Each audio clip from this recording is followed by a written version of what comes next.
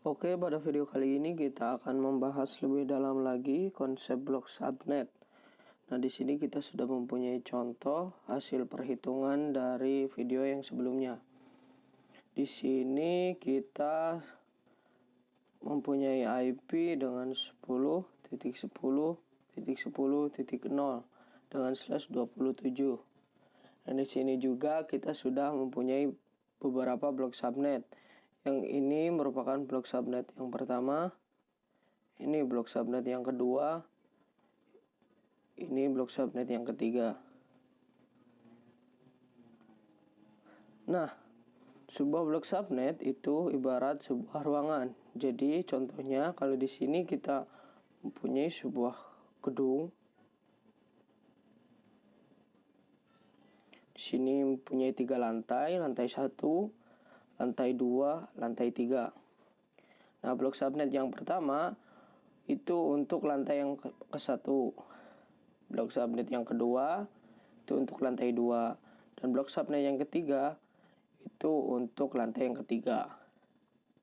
Kita ambil contoh di sini kalau misal di lantai 1 ada 15 PC. Di lantai 2 ada 15 PC. Dan di lantai 3 ada 15 PC. Nah, yang harus teman-teman perhatikan, by default antar blok subnet itu tidak akan bisa saling komunikasi. Contohnya, jika di sini saya mempunyai PC 0,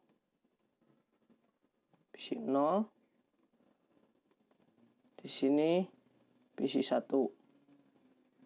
Kita konfigurasikan PC 1 dengan 10.10.10.20 dengan /27 sesuai dengan perhitungan pada video sebelumnya.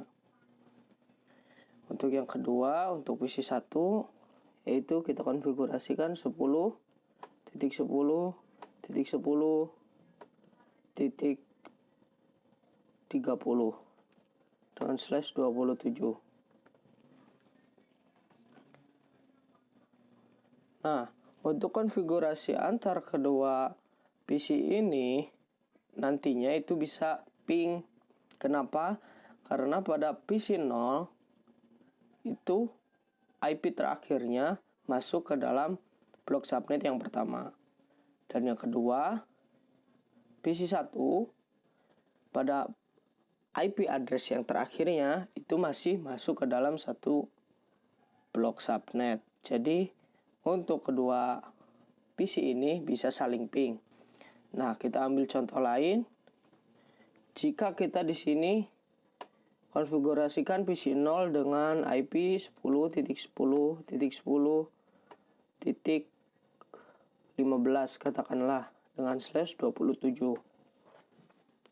Nah, untuk PC 2 kita konfigurasi IP dengan 10.10.10.50 dengan /27.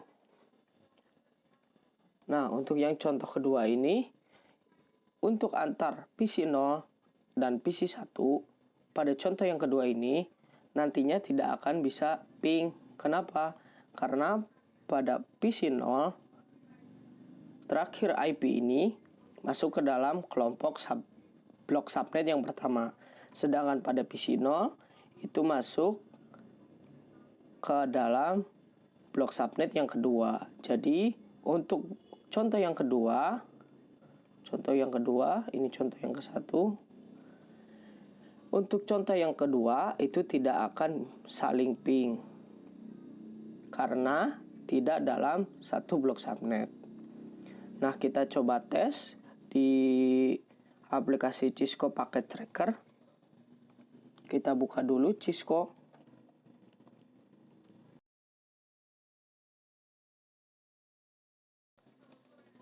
Semisal di sini PC 0, di sini PC 1.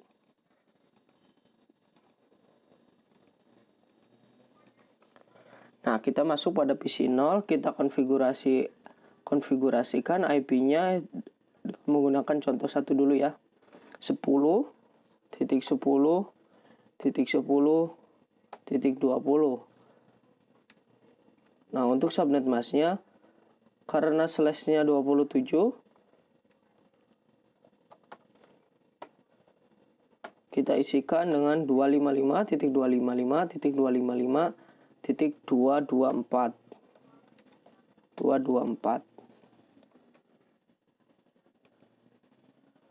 Nah, untuk PC yang kedua, PC 1, kita konfigurasikan IP-nya dengan titik 30. 10, kita masukkan 10.10.30.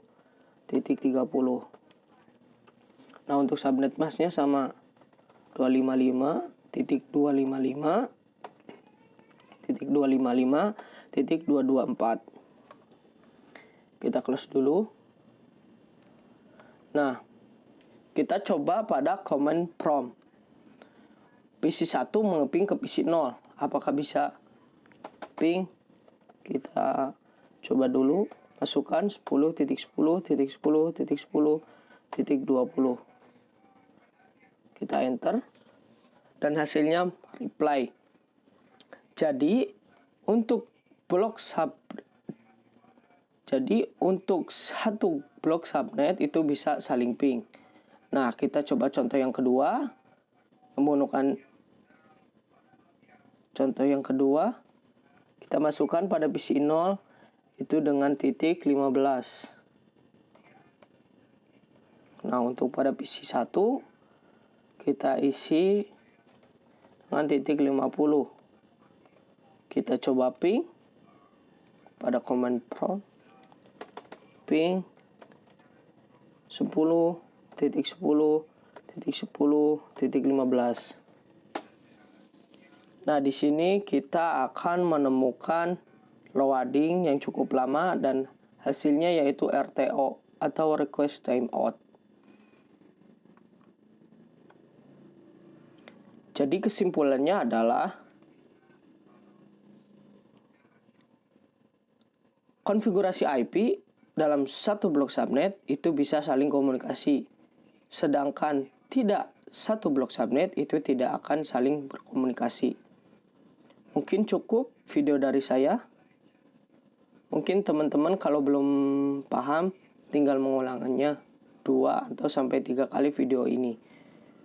Mohon maaf bila ada salah kata atau salah pengucapan.